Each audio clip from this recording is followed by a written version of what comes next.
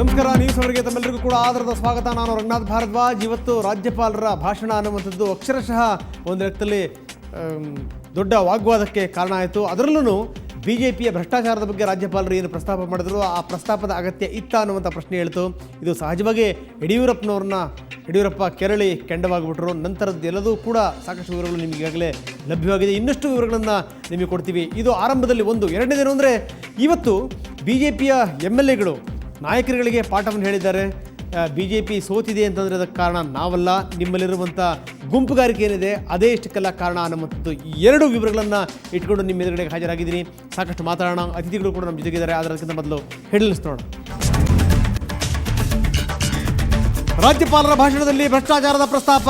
ಮಾಜಿ CM ಯಡಿಯೂರಪ್ಪಗೆ ನೆತ್ತಿಗೇರ್ತು ಕೋಪ. ಪ್ರತಿಪಕ್ಷಗಳಿಂದ ಸುರಿಮಳೆಯಾಯಿತು 108 ಆರೋಪ.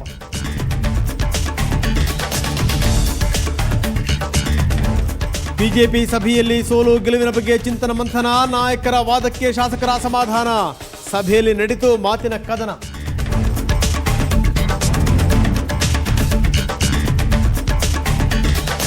ಮಾಹಿತಿ ಹಕ್ಕು ಕಾಯ್ದೆಯಡಿ ರಾಜಕೀಯ ಪಕ್ಷಗಳು ಇನ್ನು ಬಿಡೋಕ್ಕಾಗಲ್ಲ ಅವಳು. ನಾನಾ ಪಾರ್ಟಿಗಳ ನಾಯಕರು ಕಂಗಾಲು.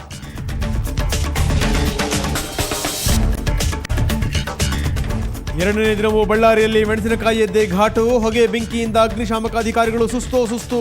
ಕೊನೆಗೂ ಕೋಲ್ಡ್ ಸ್ಟೋರೇಜ್ ಘಟಕ ಕುಸಿದೇ ಬಿಡ್ತು.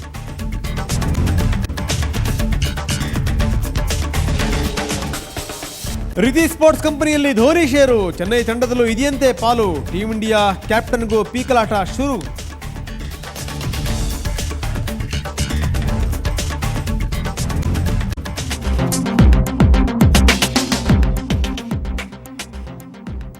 ಇವತ್ತು ರಾಜ್ಯಪಾಲರು ಜಂಟಿ ಅಧಿವೇಶನವನ್ನು ಉದ್ದೇಶಿಸಿ ಭಾಷಣ ಮಾಡಿದರು. ಈ ಸಂದರ್ಭದಲ್ಲಿ ರಾಜ್ಯಪಾಲರು ಪ್ರಸ್ತಾಪ ಮಾಡಿದ್ದು BJP ಸರ್ಕಾರದ ಭ್ರಷ್ಟಾಚಾರದ ಬಗ್ಗೆ.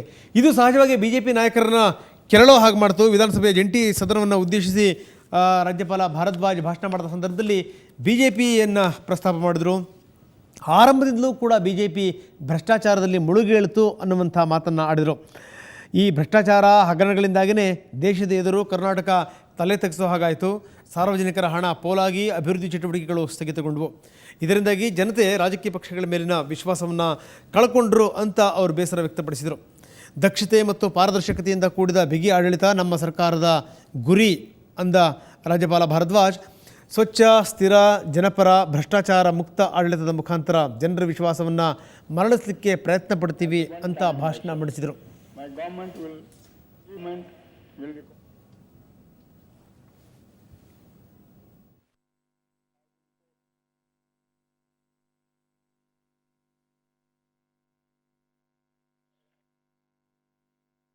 In the past few years, Karnataka has been held in a very low esteem on account of the large number of some scams and corruption cases that have come to light. Public money has been swindled and development work has come to halt. ಇವತ್ತು ರಾಜ್ಯಪಾಲರು ಆರಂಭದಿಂದ BJPಯನ್ನೇ ಗುರಿಯಾಗಿಸ್ಕೊಂಡ್ರು. ರಾಜ್ಯಪಾಲರು ಯಾವ್ಯಾವ ಪ್ರಶ್ನೆಗಳನ್ನು ಎತ್ತಿದರು, ಇಂಥದ್ದೊಂದು ಅಗತ್ಯ ಇತ್ತ ಅನ್ನುವಂಥ ಪ್ರಶ್ನೆ ಕೂಡ ಈಗ ಉದ್ಭವ ಆಗುತ್ತೆ. ರಾಜ್ಯಪಾಲರು ಹೇಳಿರುವಂಥ ಮೊದಲನೇ ಪಾಯಿಂಟ್, BJP ವಿರುದ್ಧ ರಾಜ್ಯಪಾಲರು ವಾಗ್ದಾಳಿನ ಮಾಡಿದರು. ಭಾಷಣದಲ್ಲಿ BJPಯನ್ನೇ ಅವರು ಟಾರ್ಗೆಟ್ ಮಾಡಿದ್ದು ವಿಶೇಷ. ಭಾಷಣದಲ್ಲಿ ಭ್ರಷ್ಟಾಚಾರದ ಪ್ರಸ್ತಾಪ ಅಗತ್ಯ ಇತ್ತ ಈ ಸಂದರ್ಭದಲ್ಲಿ ಅನ್ನುವಂಥದ್ದು ಎರಡನೆಯ ಪಾಯಿಂಟ್. ಮೂರನೇದು, ಉದ್ದೇಶಪೂರ್ವಕವಾಗಿ ರಾಜ್ಯಪಾಲರು ಇದನ್ನೇನಾದರೂ ಎತ್ತಿದ್ರಾ ಅನ್ನುವಂಥದ್ದು ಮೂರನೇದು. ಇನ್ನು ನಿಜಕ್ಕೂ ಭಾಷಣದಲ್ಲಿ BJP ಮಾತ್ರನ ಅಥವಾ BJP ಜೊತೆಗೆ KJP ನಾಯಕರನ್ನು ಕೂಡ, ಅಂದರೆ ಯಡಿಯೂರಪ್ಪನವ್ರನ್ನು ಕೂಡ ಟಾರ್ಗೆಟ್ ಮಾಡಬೇಕು ಅನ್ನುವಂಥದ್ದು ರಾಜ್ಯಪಾಲರ ಉದ್ದೇಶ ಇತ್ತ. ಯಾಕಂದರೆ ಆರಂಭದಿಂದಲೂ ಕೂಡ ಯಡಿಯೂರಪ್ಪನವ್ರಿಗೂ ರಾಜ್ಯಪಾಲರಿಗೂ ಅಷ್ಟಕ್ಕಷ್ಟೇ ನಂಟು. ಇಂಥ ಸಂದರ್ಭದಲ್ಲಿ ಎಲ್ಲರನ್ನೂ ಸೇರಿಸಿ ಇದರ ವ್ಯಾಪ್ತಿಗೆ ತರುವಂಥ ಪ್ರಯತ್ನವನ್ನು ರಾಜ್ಯಪಾಲರು ಮಾಡಿದ್ರ ಅಂತ.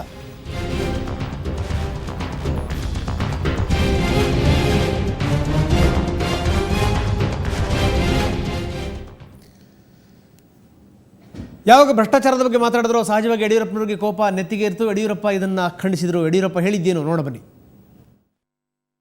ಕೇಂದ್ರ ಸರ್ಕಾರದ ಲಕ್ಷಾಂತರ ಕೋಟಿ ಹಗರಣದ ಪರಿಣಾಮ ಇಡೀ ಪ್ರಪಂಚದ ಎದುರುಗಡೆ ದೇಶದ ಜನ ತಲೆ ತಗ್ಗಿಸುವಂತಾಗಿದೆ ಅಂತ ಹೇಳಿದ್ದಿದ್ರೆ ಬಹುಶಃ ಅದು ತುಂಬ ಯೋಗ್ಯವಾಗ್ತಿತ್ತು ಅಂತ ನನ್ನ ಭಾವನೆ. ಏಕೆಂದರೆ ಇವತ್ತು ರಾಜ್ಯ ಕಂಡಂಥ ಅಭಿವೃದ್ಧಿ ದೇಶದ ಇತಿಹಾಸದಲ್ಲಿ, ನಮ್ಮ ರಾಜ್ಯ ಇತಿಹಾಸದಲ್ಲಿ ಹಿಂದೆಂದೂ ಕಂಡಿರಲಿಲ್ಲ. ಹಣಕಾಸಿನ ನಿರ್ವಹಣೆ ಬಗ್ಗೆ ಇರ್ಬೋದು, ಅಭಿವೃದ್ಧಿ ಕಾರ್ಯದ ಬಗ್ಗೆ ಇರ್ಬೋದು, ಇಡೀ ರಾಜ್ಯದ ಜನ ಮೆಚ್ಚುತ್ತಾ ಇರುವಂಥ ಸಂದರ್ಭದಲ್ಲಿ ಯಾವುದೋ ವಿಶೇಷ ಕಾರಣಕ್ಕಾಗಿ ಅಧಿಕಾರಕ್ಕೆ ಬಂದಿದ್ದೇನೆ ಅನ್ನೋ ಒಂದೇ ಕಾರಣಕ್ಕಾಗಿ ಈ ರೀತಿ ಒಂದು ಹೇಳಿಕೆಯನ್ನು ಕೊಟ್ಟಿರುವಂಥದ್ದು ನಾನು ಖಂಡಿಸ್ತೇನೆ. ಖಂಡಿತ ಇದು ಅವ್ರಿಗೆ ಶೋಭೆ ತರುವಂಥದ್ದು. ಹಿಂದೆ ಮಾಡಿರ್ತಕ್ಕಂಥ BJP ಸರ್ಕಾರದ ಅವತ್ತಿನ ಭಾಷಣಗಳೇನಿದೆ, BJPಯ ಸರ್ಕಾರವನ್ನು ಮುಕ್ತಕಂಠದಿಂದ ಹೊಗಳಿದ್ದಾರೆ ಇದೇ ರಾಜ್ಯಪಾಲರು. ಇದು ಒಂದು ವ್ಯತ್ಯಾಸವನ್ನು ಬಿಟ್ಟರೆ BJPಯ ಅವತ್ತಿನ ರಾಜ್ಯಪಾಲರ ಭಾಷಣಕ್ಕೂ ಅವರ ಕಾರ್ಯಕ್ರಮಗಳಿಗೆ ಇವತ್ತು ರಾಜ್ಯದ ಕಾಂಗ್ರೆಸ್ನ ಸರ್ಕಾರ ಯಾವೊಂದು ಭಾಷಣವನ್ನು ಓದಿಸಿದ್ದಾರೆ ಯಾವುದೇ ವ್ಯತ್ಯಾಸಗಳಿಲ್ಲ. ಸ್ವಲ್ಪ ಪದ ಬಳಕೆಯಲ್ಲಿ ವ್ಯತ್ಯಾಸಗಳಿದ್ದಾವಷ್ಟೇ. ಅಟ್ಲೀಸ್ಟ್ BJPಯ ಸರ್ಕಾರದಲ್ಲಿ ಇಂತಿಷ್ಟು ಯೋಜನೆಗೆ ಹಣವನ್ನು ವಿನಿಯೋಗ ಮಾಡ್ತೀವಿ ಅಂತಕ್ಕಂಥದ್ದಾದರೂ ಇತ್ತು. ಆದರೆ ಕಾಂಗ್ರೆಸ್ನ ಈ ಸರ್ಕಾರದಲ್ಲಿ ರಾಜ್ಯಪಾಲರ ಭಾಷಣದಲ್ಲಿ ಯಾವುದೇ ರೀತಿಯ ನಿಖರವಾದ ಸ್ಪಷ್ಟತೆ ಇಲ್ಲ. ಇನ್ನು ಚುನಾವಣಾ ಫಲಿತಾಂಶದ ಬಳಿಕ ಮೊದಲ ಬಾರಿಗೆ ಬಿಜೆಪಿ ಶಾಸಕಾಂಗ ಪಕ್ಷದ ಸಭೆ ನಡೆಯಿತು. ಸಭೆಯಲ್ಲಿ ಹಲವಾರು ವಿವರಗಳು ಬಹಿರಂಗಗೊಂಡವು. ಅದರಲ್ಲೂ ಶಾಸಕರು ನೇರವಾಗಿ ನಾಯಕರ ವಿರುದ್ಧ ವಾಗ್ದಾಳಿ ಮಾಡಿದ್ದು ಇವತ್ತಿನ ವಿಶೇಷ. ಇಲ್ಲಿ ಲೆಕ್ಕದಲ್ಲಿ ದೊಡ್ಡ ವಾಗ್ವಾದನೆ ನಡೆದು ಹೋಯಿತು. ಬೆಂಗಳೂರಿನಲ್ಲಿ ಮಾಜಿ CM ಜಗದೀಶ್ ಶೆಟ್ಟರ್ ನೇತೃತ್ವದಲ್ಲಿ ಈ ಸಭೆ ನಡೀತು. ಸಭೆಯಲ್ಲಿ ಸೋಲಿನ ಬಗ್ಗೆ ಪರಾಮರ್ಶೆ ನಡೆಸುವಂಥ ಪ್ರಯತ್ನವನ್ನು ನಾಯಕರು ಮಾಡಿದರು. ಈ ಸಂದರ್ಭದಲ್ಲಿ ನಾಯಕರು ಕೆಲವೊಂದು ಕಿವಿ ಮಾತನ್ನು ಹೇಳಿದರು. ಅದು ಎಲ್ಲೋ ಒಂದು ಕಡೆಗೆ ಶಾಸಕರಿಗೆ ಇಷ್ಟ ಆಗಲಿಲ್ಲ. ನಿಮ್ಮಲ್ಲಿ ಗುಂಪುಗಾರಿಕೆಯನ್ನು ಮರೆತು ನೀವೆಲ್ಲರೂ ಕೂಡ ಒಂದಾಗಿ ಹೆಜ್ಜೆ ಇಡಬೇಕು ಅನ್ನುವಂಥದ್ದು ನಾಯಕರು ಹೇಳಿದಂಥ ಹಿತವಚನ. ಇದ್ಯಾಕೋ ಶಾಸಕರುಗಳಿಗೆ ಇಷ್ಟ ಆಗಲಿಲ್ಲ. ಬಹುಶಃ ನಿಮ್ಮ ಗುಂಪುಗಾರಿಕೆಯಿಂದಲೇ ಪಕ್ಷ ಈ ಸ್ಥಿತಿಗೆ ಬಂದಿದ್ದು, ಪಕ್ಷ ಸೋತಿದ್ದು. ಅಷ್ಟೇ ಅಲ್ಲ, ಯಡಿಯೂರಪ್ಪನಂಥ ನಾಯಕರು ಕೂಡ ಇದೇ ಕಾರಣದಿಂದಲೇ ಪಕ್ಷವನ್ನು ಬಿಟ್ಟು ಹೋಗಿದ್ದು ಅಂತ ಶಾಸಕರುಗಳು ತಿರುಗೇಟು ಕೊಟ್ಟರು.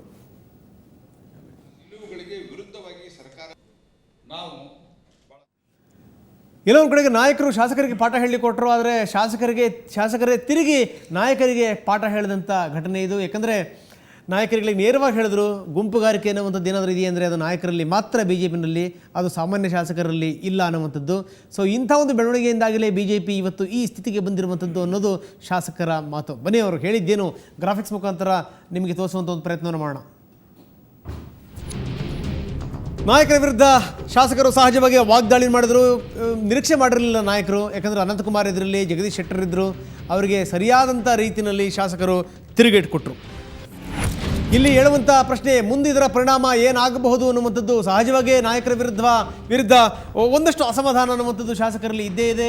ಇವರೆಲ್ಲ ಸೇರಿಕೊಂಡು ಪಕ್ಷವನ್ನು ಹಾಳು ಮಾಡಿದ್ರು ಅನ್ನುವಂಥ ಒಂದು ಮನೋಭಾವನೆ ಇದೆ. ಸೊ ಈಗ ಮೆಲ್ಲಕ್ಕೆ ದನಿ ಏರಿಸಿದ್ದಾರೆ ಶಾಸಕರುಗಳು. ಮುಂದೆ ಅದು ಯಾವ ತಿರುವನ್ನು ಬೇಕಾದರೂ ಪಡ್ಕೊಳ್ಬಹುದು ಅನ್ನುವಂಥದ್ದು. BJP ನಾಯಕರಿಗೆ ಇದರ ಹಿಂದಿನ ಮರ್ಮ ಅರ್ಥ ಆಗಬಹುದಾ, ಇದರ ಪಾಠ ಅವರ ಕಿವಿ ಕೇಳಿಸ್ಬೋದಾ ಅಂತ. ಯಾಕಂದರೆ BJP ನಾಯಕರು ಆರಂಭದಿಂದಲೂ ಕೂಡ ಒಂದಷ್ಟು ಗೊಂದಲದಲ್ಲಿ ಮುಳುಗಿದ್ರು. ಒಬ್ಬರ ಮೇಲೊಬ್ಬರು ಆರೋಪ ಪ್ರತ್ಯಾರೋಪಗಳು ಮಾಡ್ಕೊಳ್ತಾ ಕಾಲೆಳಿತ ಪಕ್ಷವನ್ನು ಈ ಸ್ಥಿತಿಗೆ ತಂದರು ಅನ್ನುವಂಥದ್ದು BJPಯ ಶಾಸಕರ ಮನೋಭಾವನೆ. BJP ನಾಯಕರಿಗೆ ಈ ಸಂದೇಶ ಸ್ಪಷ್ಟವಾಗಿ ರವಾನೆ ಆಗಿದೆ. ಶಿಸ್ತಿನ ಪಕ್ಷದಲ್ಲಿ ಮತ್ತೊಮ್ಮೆ ಅಶಿಸ್ತು ಮೂಡುವಂಥ ಎಲ್ಲ ಲಕ್ಷಣಗಳಿವೆ. ಯಾಕಂದರೆ ನಾಯಕರು ತಿದ್ದುಕೊಂಡು ಹೋದರೆ ಸರಿ, ಅಥವಾ ಇವ್ರನ್ನ ಸಮಾಧಾನ ಪಡಿಸ್ಕೊಂಡು ಹೋದರೆ ಸರಿ. ಇಲ್ಲ ಅಂತಂದರೆ BJPನಲ್ಲಿ ಎಡವಟ್ಟುಗಳಾಗುವಂಥ ಸಾಧ್ಯತೆಗಳು ಇಲ್ಲದೇ ಇಲ್ಲ. ಸೊ ಇನ್ನಾದರೂ ಹಿರಿಯ ನಾಯಕರಿಗೆ ಜ್ಞಾನೋದಯ ಆಗತ್ತಾ ಅಂತ. ಯಾಕಂದರೆ ಆರಂಭದಿಂದಲೂ ಕೂಡ ಸಾಮಾನ್ಯ ಕಾರ್ಯಕರ್ತರನ್ನು ದೂರ ಇಟ್ಟುಬಿಡ್ತು ಪಕ್ಷ. ಕಾರ್ಯಕರ್ತರಿಂದಲೇ ಬೆಳೆದಂಥ ಪಕ್ಷ ಕಾರ್ಯಕರ್ತರನ್ನು, ಕೆಲ ನಾಯಕರನ್ನ ದೂರ ಇಟ್ಟಂಥ ಪರಿಣಾಮ ಇವತ್ತು BJPಗೆ ಈ ಸ್ಥಿತಿ ಬಂದಿರುವಂಥದ್ದು. ದುಡಿಯೋಕ್ಕೆ ಮಾತ್ರ ಕಾರ್ಯಕರ್ತರು ಬೇಕು, ಇನ್ನು ಕೆಳ ಹಂತದ ನಾಯಕರು ಬೇಕು, ಅಧಿಕಾರ ಅನುಭವಿಸೋಕ್ಕೆ ನಾವಿರಬೇಕು ಅನ್ನುವಂಥ ಮನೋಭಾವನೆ ಏನಿದೆ ಹಿರಿಯ ನಾಯಕರುಗಳದ್ದು, ಅದು BJPಯ ಈ ಸ್ಥಿತಿಗೆ ಕಾರಣ ಅನ್ನುವಂಥ ಅಸಮಾಧಾನ ಶಾಸಕರದ್ದು. ಇದೆಲ್ಲ ಆದಮೇಲೆ ಬಹಳ ಮುಖ್ಯವಾಗಿ ಹೇಳುವಂಥ ಒಂದು ಪ್ರಶ್ನೆ, BJP ಮರಳಿಕ್ಕೆ ವೇದಿಕೆ ಸಜ್ಜಾಗ್ತಿದೆಯಾ ಅಂತ. ಯಾಕಂದರೆ ಇಂಥ ಸಂದರ್ಭದಲ್ಲಿ ಕೆಲ ನಾಯಕರು ಇದರ ಬಗ್ಗೆಯೂ ಕೂಡ ಪ್ರಸ್ತಾಪ ಮಾಡಿದ್ದಾರೆ.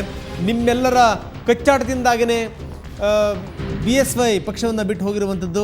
ಸೊ ಇಷ್ಟಕ್ಕೆಲ್ಲವೂ ಕೂಡ ನಾಯಕರೇ ಕಾರಣ ಅನ್ನುವಂಥ ಮಾತುಗಳು ಕೂಡ ಕೇಳಿ ಬಂದಿವೆ. ಸೊ ಅಂದರೆ ಎಲ್ಲರ ಕಡೆಗೆ BJPನಲ್ಲಿ ಒಂದು ಗುಂಪು ಈಗಾಗಲೇ ಒಂದು ದನಿ ಆರಂಭ ಆಗಿದೆ.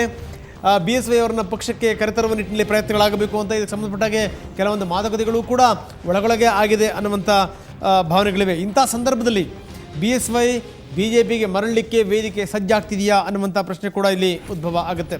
ಲಹರ್ ಸಿಂಗ್ ಮೊನ್ನೆ ಹೇಳಿದಂಥ ಮಾತನ್ನು ಜ್ಞಾಪಿಸ್ಕೊಳ್ಳೇಬೇಕು. ಲಹರ್ ಸಿಂಗ್ ಹೇಳಿದ್ದೇನು ಅಂತಂದರೆ, ಎಲ್ಲರೂ ಒಟ್ಟಾಗಿ ಏನಾದರೂ ಕರೆದ್ರೆ ನಾಯಕರುಗಳಿಗೆ ಏನಾದರೂ ಜ್ಞಾನೋದಯ ಆಯಿತು ಅಂತಂದರೆ ಬಹುಶಃ ಸಂಸತ್ ಚುನಾವಣೆಯ ಸಂದರ್ಭದಲ್ಲಿ BSY BJPಗೆ ಬರಬಹುದು ಅನ್ನುವಂಥ ಮಾತನ್ನು ಲಹರ್ ಸಿಂಗ್ ಹೇಳಿರುವಂಥದ್ದು.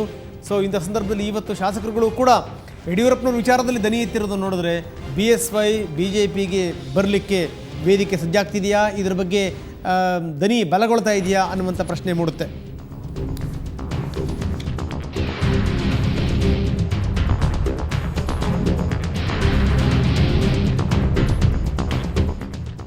ಆದರೆ ಇಷ್ಟೆಲ್ಲ ಆಯಿತು ಅಂತ ಅಧ್ಯಕ್ಷರು ಒಪ್ಪಲಿಕ್ಕೆ ತಯಾರಿಲ್ಲ. ಪ್ರಹ್ಲಾದ್ ಜೋಶಿ ಇದೆಲ್ಲದನ್ನು ಕೂಡ ತಳ್ಳಿ ಹಾಕಿದ್ದಾರೆ. ಇಂಥದ್ದು ಯಾವುದೇ ಘಟನೆ ನಡೆದಿಲ್ಲ ಅನ್ನುವಂಥದ್ದು ಅವರ ವಾದ. ಗುಂಪುಗಾರಿಕೆ ಭಾರತೀಯ ಜನತಾ ಪಾರ್ಟಿಯಲ್ಲಿ ಈಗ at present absolutely there is no ಗುಂಪುಗಾರಿಕೆ. ಅತ್ಯಂತ ಕೊಹೆಸಿವ್ ಆಗಿ ಅತ್ಯಂತ ಸಹರ್ಷದಿಂದ ಒಂದಾಗಿ ಎಲ್ಲರೂ ಕೆಲಸವನ್ನು ಮಾಡ್ತಾ ಇದ್ದಾರೆ. ಅದು ನಮ್ಮ ಟಿಕೆಟ್ ಹಂಚಿಕೆಯಿಂದ ಹಿಡ್ಕೊಂಡು ಇಲ್ಲಿವರೆಗೆ ಎಲ್ಲ ಹಂತದಲ್ಲಿಯೂ ಕೂಡ ಶಾಸಕಾಂಗ ಪಕ್ಷದ ನಾಯಕನ ಆಯ್ಕೆ ಸೇರಿಕೊಂಡು ಎಲ್ಲ ಹಂತದಲ್ಲಿ ಅದು ಸಿದ್ಧಗೊಂಡಿದೆ. ಯಾವುದೇ ರೀತಿಯ ಗುಂಪು ಇಲ್ಲ, ಗಾರಿಕೆನೂ ಇಲ್ಲ. ಬರೀ ಇದ್ರ ಬಗ್ಗೆ ಮಾತಾಡಲಿಕ್ಕೆ BR ಪಾಟೀಲ್ ನಮ್ಮ ಜೊತೆಗಿದ್ದಾರೆ. KJP ನಾಯಕರು. ಪಾಟೀಲ್ರೇ, ಕಾರ್ಯಕ್ರಮಕ್ಕೆ ತಮಗೆ ಸ್ವಾಗತ.